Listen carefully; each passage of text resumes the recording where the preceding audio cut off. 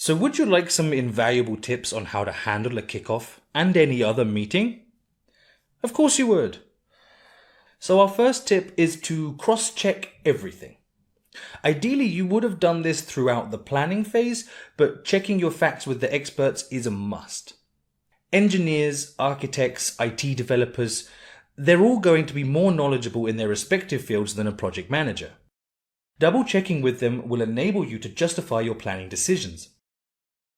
However, even though you've consulted and planned from almost every angle, there will still be difficult questions you simply do not know the answer to. If this happens, the best strategy is to admit you do not have the expertise to answer this particular question.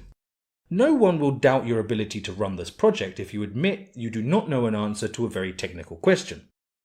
The more important point here is what to do next.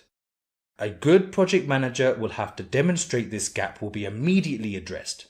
Assure the group that you will find out the necessary information at the first possible moment and the answer will be provided. Then, just update your plan accordingly and do what you promised. You may also encounter people who are constantly concerned by and untrusting of your plan, even if you believe there isn't a better way or plan to address these concerns. A clever idea when this happens is to add their concerns to the risk log. It helps when people see their concerns documented and taken seriously.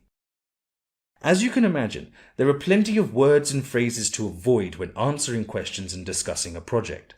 For example, if you feel like responding with the sentence, "This cannot be done," consider phrasing it differently, like, "Considering the available time or budget, there is a low probability that we can deliver this as per these expectations." Of course, there are plenty of these, but the two biggest ones that will make a team lose trust in you are "I don't know" and "I hope." As we said, if you don't know, approach the situation with a can-do attitude. Unfortunately, I cannot confirm this right now. Let me review over the next day and I will get back to you with an answer. Similarly, by saying "I hope," you effectively suggest that you are leaving something up to chance. Instead, try, "We have reviewed and planned to meet the goal. If we see it is not progressing as per our expectations, then we will quickly take actions to bring it back on track." This shows that even by chance something happens, you will take actions to resolve it. Notice that in the last quote, the project manager said "we" instead of "I." This is a smart way of promoting team spirit and motivation. You and the project would be nothing without them. We know you're brilliant, but so is your team, and you need to make sure they know that too. Inspire enthusiasm.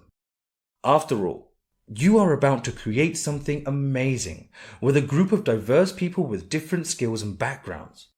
Motivate your team. If you are confident in their success, they will be too. Now, after the kickoff meeting, don't forget to send the minutes. The minutes not only serve as a reminder, but also as a formal documentation of agreed commitments. And speaking of commitments, follow up on your own. Demonstrate that the action, owner, due date concept is second nature to you. What's the action, owner, due date concept, you ask? Join us next lesson to find out.